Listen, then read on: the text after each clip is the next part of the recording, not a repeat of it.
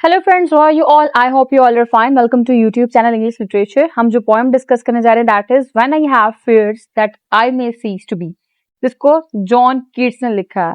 ठीक है, ये भी कीट्स की एक इम्पोर्टेंट पब्लिकेशन है, इम्पोर्टेंट पोएम है जो कि इनकी लाइफ टाइम में पब्लिश नहीं हुई थी, इनकी डेथ के बाद पब्लिश हुई थी. इन्होंने ये पोएम 1818 में लिखी थी जो कि एलिजाबेथन सोनेट की फॉर्मेट में लिखी गई है. ठीक है, यानी कि जो शेक्सपियरियन एज थी, शेक्सपियरियन सोनेट थी, उसके फॉर्मेट को ये फॉलो करती है. 14 लाइन पोएम्स है ये, जिसमें आइडिया ऑफ डेथ की बात की जा रही है, पोइट्री की बात की जा रही है, पब्लिकेशन की बात की जा रही है, थीम ऑफ लव की बात की जा रही है, फेम की बात की जा रही है. ठीक है, मतलब जो जो पोइट्स को, हमारे पोइट को जो जो थ्रेट्स थे ना, उन्होंने इसको डिस्कस किया इस पॉइंट के अंदर. ठीक है, यानी कि थीम ऑफ डेथ जो है, फियर ऑफ डेथ, एक इंपॉर्टेंट थीम चलने वाला है, क्योंकि हमारे जो पोइट थे ये बहुत ही यंग एज में इनकी डेथ हो गई थी. अराउंड अबाउट 25 ईयर्स के थे. इनकी टीबी की वजह से डेथ हुई थी और इन्होंने अपनी लाइफ के अंदर बहुत सी डेथ्स देखी थी. टॉम इनके ब्रदर का नाम था, उनकी डेथ भी टीबी से हुई, इनकी मदर की डेथ भी टीबी से हुई. मतलब टीबी इनकी फैमिली से चलता आ रहा था, मतलब फैमिली के अंदर एक मेजर डिजीज थी, मेजर बीमारी थी. और इसके अलावा इन्होंने अपनी ग्रैंड मदर की डेथ भी अपने होश में ही देखी थी. ठीक है, मतलब अपनी एज में इन्होंने जब डेथ्स देखी तो डेथ का एक ग्रेटर इम्पैक्ट था इनकी माइंड के ऊपर. ठीक है, हर टाइम इनका माइंड जो है वो डेथ से ही, डेथ की थिंकिंग से भरा पड़ा होता था. तो ही वॉज अ मेलनकलिक सोल, एक दुख भरी सोल थी ये. कौन? जॉन कीट्स, इनकी मैं बात कर रही हूँ. ठीक है, अब इसके अलावा कीट्स की फियांसे थी जिनका नाम था फैनी ब्राउन. FANNYBRAWNE, ये स्पेलिंग है. और कीट्स इनके साथ बहुत खुश थे और वो इनके साथ अपनी लाइफ स्पेंड करना चाहते थे. लेकिन अगेन यहाँ पे ट्रेजेडी क्या हुई कि वेरी वेरी यंग एज इनकी डेथ हो गई थी. दैट इज वाई अपनी लाइफ उनके साथ सोन प्रोसीड नहीं कर सके. अब ये पोएम जो है ये एक लिरिक पोएम थी. ठीक है, लिरिक पोएम जिसके अंदर ये अपनी पर्सनल और इंटीमेट फीलिंग्स को एक्सप्रेस कर रहे हैं. पोएम जो है वो स्पीकर की एंजाइटी के बारे में डिस्कशन कर रही है. एंजाइटी कौन सी है? Again death. उनको ये टेंशन है कि वो फेम हासिल किए बगैर, जितनी भी उनकी पोइट्री है, उस पोइट्री को लिखे बगैर कहीं मर ना जाए. ठीक है, क्योंकि ऑब्वियस सी बात है, जिस बंदे को टीबी हो वो तो हर टाइम अपनी डेथ के बारे में ही सोचता रहता है. ठीक हो गया. अब इसमें जो 14 लाइन्स है उसको डिस्कस करते हैं वन बाय वन. तो पहली लाइन है, When I have fears that I may cease to be, before my pen has gleaned my teeming brain. यहाँ पे वर्ड टीमिंग है. टीमिंग का मतलब होता है ओवरफ्लो, भरा हुआ. टीमिंग ब्रेन, कि इनका जो माइंड है वो सोचों से भरा पड़ा है. तो पोइट इन लाइंस में कहते हैं कि मुझे परेशानी होती है, मैं इस बारे में सोच के बड़ा एंजाइटी फील करता हूँ कि मैं जितनी भी माइंड के अंदर पोइट्री है, जितने भी मेरे माइंड के अंदर थॉट्स हैं, आइडियाज हैं, जब तक मैं उसको एक प्रॉपर पोएटिक फॉर्म ना दे दूं, वो देने से पहले कहीं मैं मर ना जाऊं. फिर कहते हैं, before high piled books in charactery hold like rich garners the full ripened grain.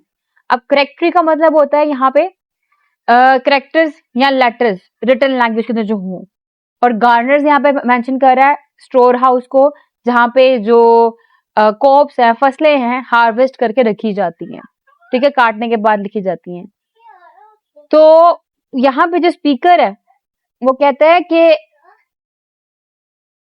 उन्होंने अपने पास किताबों का एक झुंड इकट्ठा कर रखा है. कहाँ पे? अपने माइंड के अंदर, अपने खुद के कैरेक्टर के अंदर, अपने थॉट्स के अंदर. बिल्कुल वैसे जैसे कि एक फार्मर अपने स्टोर हाउस में ग्रेन को हार्वेस्ट करके इकट्ठा करके रखता है. यानी कि मेरे पास बहुत ज्यादा नॉलेज है, कहते हैं मैं इसको जो ना in the form of words convert करना चाहता हूँ, इस नॉलेज को, इन आइडियाज को, इन थॉट्स को. फिर वो कहते हैं, when I behold upon the night starred face, sorry it's starred face, huge cloudy symbols of high romance. यहाँ पे हाई रोमांस जो है वो रोमांटिक आइडियाज को, लोफ्टी आइडिया ऑफ रोमांस को सजेस्ट कर रहे हैं. ठीक है, कुछ ऐसी चीज जो कि लाइफ से ज्यादा आइडियलाइज्ड फॉर्म में हो. ठीक है, उसको कहते हैं हम लोग हाई रोमांस. तो यहाँ पे स्पीकर जो है वो कहते हैं कि जब भी मैं रात को सितारों से भरा हुआ आसमान, स्टेरी नाइट देखता हूँ, तो मैं इसमें एक वास्ट इमेज देखता हूँ. और वो इमेज किसका है? लव का. मुझे महसूस होता है कि मोहब्बत जो है वो जिस तरह आसमान में सितारे बिखरे पड़े हैं, वैसे ही मोहब्बत भी हर जगह बिखरी पड़ी है। यानी ये लव जो है वो अनकाउंटलेस है, ठीक है, अनकाउंटेबल थिंग है। ये उसकी बात कर रहे हैं कि मोहब्बत मोहब्बत को काउंट नहीं किया जा सकता। और यहाँ पे ये जो लाइन्स है बेसिकली इनकी बिलवड फैनी ब्राउन के लिए लिखी गई हैं, जिसमें वो अपने जो लव है फैनी ब्राउन के लिए उसको इंडिकेट कर रहे हैं। एंड देन उसके बाद कहते हैं and think that I may never live to trace their shadows with the magic hand of chance. कहता है मुझे ये चीज भी परेशान करती है कि मैं जो ना ज्यादा लंबी जिंदगी नहीं गुजार सकता, और कहीं ऐसा ना हो कि जितने भी सिंबल्स हैं, जैसे कि लव का सिंबल हो गया, स्टेरी नाइट का सिंबल हो गया, हाई रोमांस हो गया, क्लाउड्स हो गए, सब कुछ मुझे फिक्र होती है कि मैं ये सिंबल्स को पोइट्री के अंदर ट्रांसलेट किए बगैर पहले ही मर गया। तो कहते हैं मैं चाहता हूं मैं हर चीज को पोइट्री में, जो मेरे माइंड में आइडिया सबको पोइट्री में कन्वर्ट कर दूं। अब इसके बाद है जी and when I feel fair creature of an hour that I shall never look upon thee more, never have relish in the fairy power of unreflecting love। यहाँ पे फेयर क्रिएचर ऑफ एन और refer कर रहा है एक beautiful person जो सिर्फ और सिर्फ टेम्परेरी है, जैसे कि फ्लीटिंग मोमेंट होता है, खत्म हो जाने वाले मोमेंट की तरह। रेलिश का मतलब होता है एंजॉय करना या प्लेजर लेना, और फेयरी पावर का मतलब होता है मैजिकल या enchanting power of fairy tale like love. ठीक है, फेरी लाइक लव होता है ना, बिल्कुल वैसे ही। अब यहाँ पे जो पोएट है अगेन अपना एक और खौफ दिखा रहे हैं। कहते हैं मुझे किसी का खौफ है कि मेरी जो ब्यूटीफुल बिलवेड है मैं उसको देख ना पाऊं, ठीक है, और मजीद जो लव की ट्रांसफॉर्मेटिव पावर है मैं उसको एंजॉय ना कर पाऊं। कहते हैं मुझे इसका बड़ा फेयर है, मैं इससे भी खौफ महसूस करता हूँ। Then on the shore of the wide world I stand alone. कहते हैं स्पीकर जो है कहता है कि ये जो फियर्स है, जब भी मैं अकेला एक वैस्ट सी शोर के ऊपर खड़ा होता हूँ, ठीक है, तो मैं ये सारे फियर्स को कंसीडर कर रहा होता हूँ, मतलब ये सारे खौफ मेरे ज़हन में बारी बारी आ रहे होते हैं। उस टाइम में बड़ा आइसोलेटेड तन्हा महसूस कर रहा होता हूँ। And think till love and fame to nothingness to do sink. कहता है इस मोमेंट में क्या होता है, स्पीकर महसूस करता है जैसे कि लव और फेमस मैटर ही नहीं करते, डू नॉट मैटर, और perhaps are impossible in the face of death.